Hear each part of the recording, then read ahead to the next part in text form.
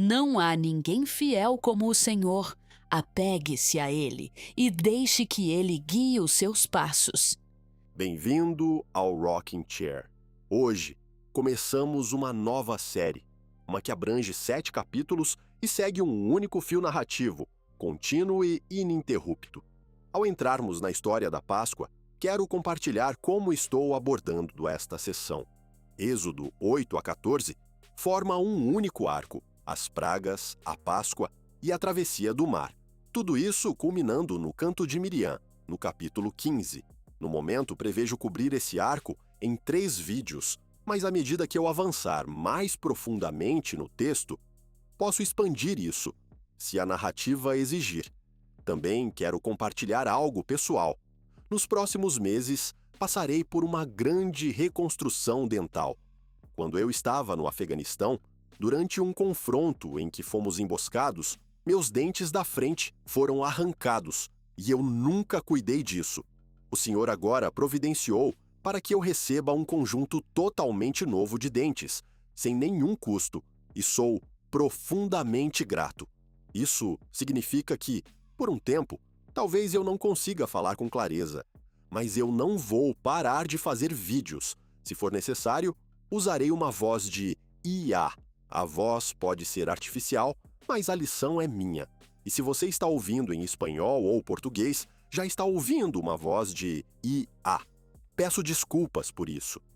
Eu não falo nenhum dos 2 idiomas, e produzir essas versões exige tempo e trabalho significativos. Eu gostaria de poder entregá-las com a minha própria voz, mas não tenho o sotaque adequado. Oro para que meus ouvintes de língua espanhola e portuguesa recebam estes vídeos com graça, sabendo que, mesmo que a voz soe fabricada, a mensagem vem do meu coração e das minhas orações. Agora vamos entrar nesta história de exílio e redenção, a história do que acontece quando as pessoas ignoram os mandamentos de Deus e de como o Senhor redime tudo isso.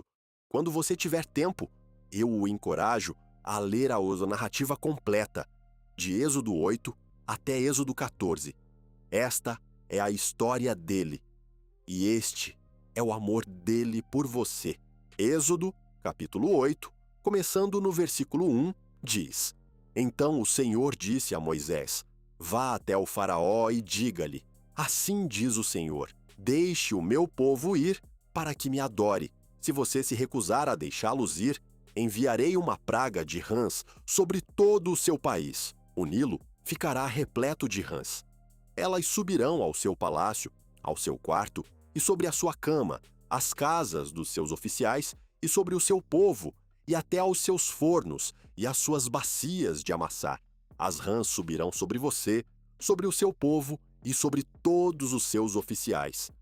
O que eu quero que você sinta no capítulo 8 é a forte sensação de fracasso com a qual Moisés e Arão tiveram que lidar. Quando você lê esta história, ela parece mostrar que essas pragas que Deus enviava sobre o Egito aconteciam uma após a outra, como se as 10 pragas tivessem ocorrido em 10 dias, ou talvez até em 10 semanas, se você for generoso com a linha do tempo. Uma praga por semana. No entanto, sabemos, pelas pistas dadas nessas histórias, que todo esse processo levou cerca de 1 ano. Então, se você lê esta história como se as pragas acontecessem consecutivamente, você fica com a impressão de Moisés e Arão dominando completamente o Egito, com a narrativa crescendo exponencialmente em suspense e poder a cada dia. Os hebreus estariam dançando e celebrando todos os dias com cada nova praga, e os egípcios estariam em desespero e se escondendo. Mas esse tipo de história não refletiria nossa própria experiência na vida, nem lida honestamente com as circunstâncias reais no Egito naquela época. Em vez disso, o que é mais provável, dadas as pistas e os detalhes da história, é que Deus enviava uma praga. Os egípcios cediam temporariamente, mas com o tempo seus corações se endureciam, enquanto tentavam explicar, de alguma forma, a maravilha que Deus havia realizado. E à medida que seus corações se endureciam após cada praga, eles se tornavam cada vez mais ressentidos com os hebreus, que na visão deles estavam fazendo pequenos truques de magia contra eles. Então a verdade está muito mais alinhada com uma sensação constante de derrota do que com a ideia de dominar completamente o Egito. Moisés e Arão realizavam um milagre maravilhoso e inexplicável diante de todo o Egito, e depois tinham que voltar para casa e ouvir histórias de mais hebreus sendo abusados, talvez até mortos ou torturados, por causa do que Moisés e Arão tinham feito. Moisés sabe que Deus está vencendo, mas tudo ao seu redor parece derrota. E sabemos que este é um padrão porque o vemos de várias formas por toda a Bíblia, inclusive na vida de Cristo. O próprio Senhor demonstrou essa história repetidas vezes. Ele obedeceu ao Pai, fez todas as coisas certas, disse todas as palavras certas, permaneceu fiel e humilde. Mas se você pudesse se colocar em seu tempo, sem saber exatamente como o futuro se desenrolaria, poderia concluir que tudo o que o Senhor estava fazendo parecia não estar funcionando.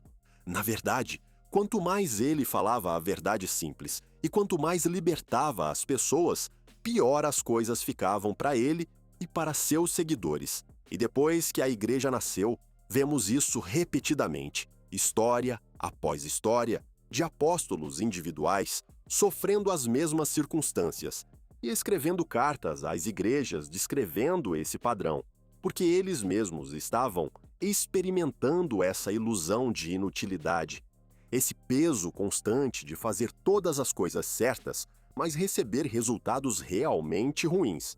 Deus se move, nada muda, o inimigo revida. Você sente que piorou tudo. Você se pergunta se entendeu Deus errado, ou se, por algum motivo, ele está te castigando. E é importante ver esses padrões nas Escrituras, porque quando você mesmo começa a seguir o Senhor e muda sua vida e começa a fazer todas as coisas certas, quando você se alinha com a verdade e deixa aquilo que te mantinha preso, você sabe que está sendo liberto, e sabe que está fazendo o que é certo, e sabe que está se tornando aquilo que foi criado para ser. Então, por que tudo parece pior?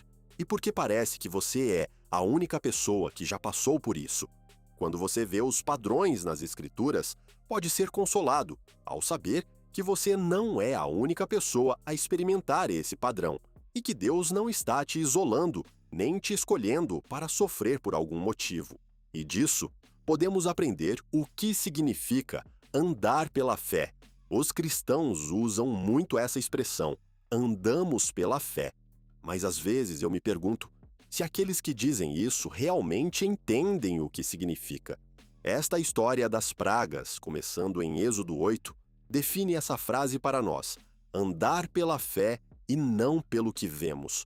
Não significa que confiamos em Deus, mesmo quando não vemos nenhuma evidência dele em alguma estação da nossa vida. Não, é muito pior do que isso. Significa que confiamos em Deus e andamos pela fé, mesmo quando todas as evidências que vemos dizem que Deus está contra nós, que Ele está tentando nos destruir, ou que está nos castigando por algum motivo desconhecido. Quando estamos fazendo todas as coisas certas e continuamente recebendo todos os resultados errados, é aí que você está andando pela fé, não quando Deus te dá tudo o que você pede. Para isso, você não precisa de fé. Quando você está vivendo no sobrenatural, todos por quem você ora recebem seu milagre, tudo o que você toca vira ouro. Você não precisa de fé nessas temporadas. Se você anda com o Senhor, você terá essas temporadas, e elas são gloriosas. Mas depois vêm as temporadas em que Deus precisa trabalhar na sua fé, e a fé só nasce em lugares escuros, lugares silenciosos, lugares onde sua fonte de água se transforma em sangue, ou onde você é sobrecarregado por mosquitos ou rãs. Fé é quando você continua aparecendo, não quando nada está acontecendo, mas quando tudo de errado está acontecendo, e ainda assim você está aqui, confiando em Deus. É isso que vemos nesta história. Um povo que sofre as pragas junto com o Egito e não perde a esperança. Lembre-se, A história do Êxodo não começa com um confronto, não começa com rãs, nem com sangue, nem com trevas. Começa com José, um escravo, um prisioneiro, um estrangeiro, e através dele, Deus abençoou o Egito.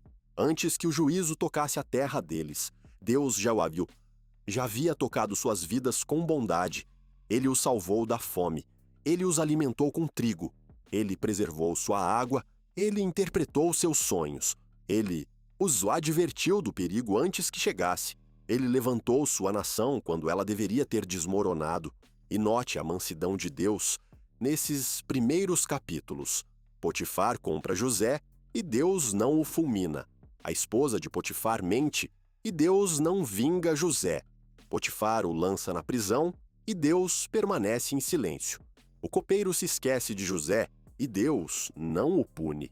Lento para a ira, rápido para abençoar, paciente com pecadores, abundante em misericórdia. É assim que a história começa, com bênção. Mas a bênção não é todo o padrão, porque a bênção sempre carrega um chamado, um mandamento, uma lei. Uma lei é qualquer coisa que Deus nos ordena fazer ou não fazer. No Jardim do Éden, Deus nos deu uma única lei. Não coma da árvore que está no meio do jardim, pois no dia em que dela comer, você certamente morrerá. Não conseguimos guardar nem essa única lei. Nós a quebramos, e por isso sofremos o castigo de Deus e fomos exilados para um mundo cruel e violento. Mas se você ler Gênesis com atenção, verá algo extraordinário. Depois que a lei foi dada, depois que nos rebelamos, depois que o castigo e o exílio foram declarados, o próprio Deus providenciou uma cobertura. Ele matou um animal inocente e nos vestiu com sua pele. Ele cobriu nossa vergonha e culpa com um sacrifício. Assim, o padrão, desde o início, é este: bênção, lei, castigo e exílio.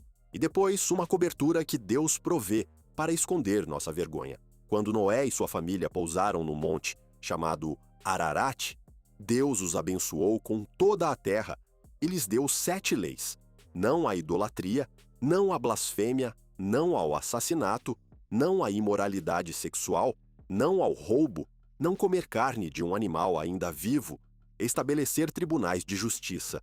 E quando chegamos a Jacó e aos seus 12 filhos, o padrão já se repetiu. A humanidade quebrou as leis novamente: assassinato, imoralidade sexual, roubo, injustiça, engano e até idolatria aparecem não nas nações, não nos pagãos, mas dentro da própria casa de Jacó. Se é assim que a família da aliança se parece, imagine a condição do mundo ao redor deles. O padrão permanece inalterado: bênção, lei, rebelião, castigo e exílio. E a necessidade desesperada de uma cobertura.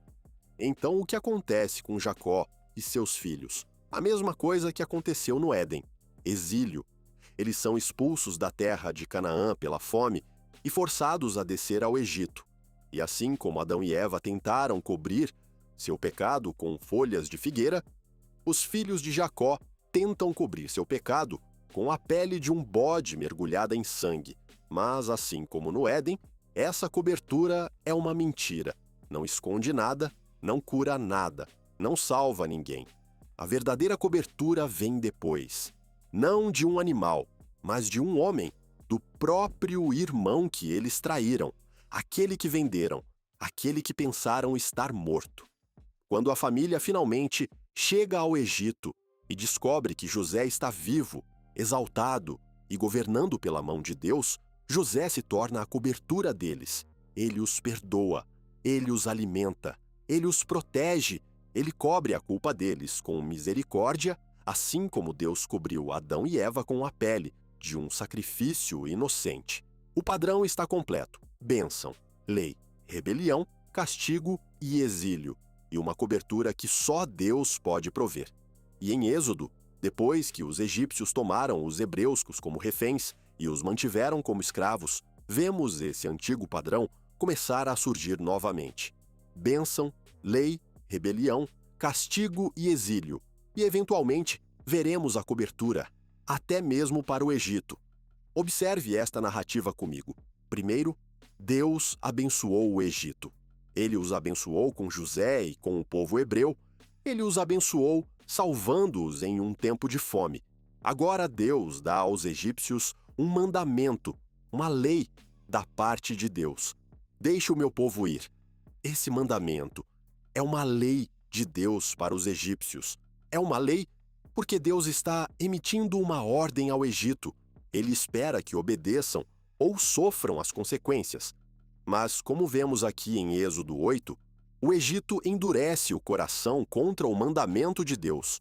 O faraó se rebela contra Deus como Adão e Eva no jardim, como os 12 filhos de Jacó se rebelando contra as leis de Noé que Deus havia dado. Então, ao lermos esses capítulos, vemos Deus avançar para a segunda fase do padrão de redenção, castigo e exílio. Não destruição, ainda não, mas disciplina, um abalo, um aviso, uma misericórdia envolta em severidade. Porque é assim que Deus lida com nações, com famílias, com indivíduos. A bondade de Deus te chama. A severidade de Deus te desperta. O sacrifício de Deus te restaura. E a graça de Deus te conduz adiante. Este é o padrão das Escrituras. Este é o padrão da redenção. Este é o padrão do Êxodo.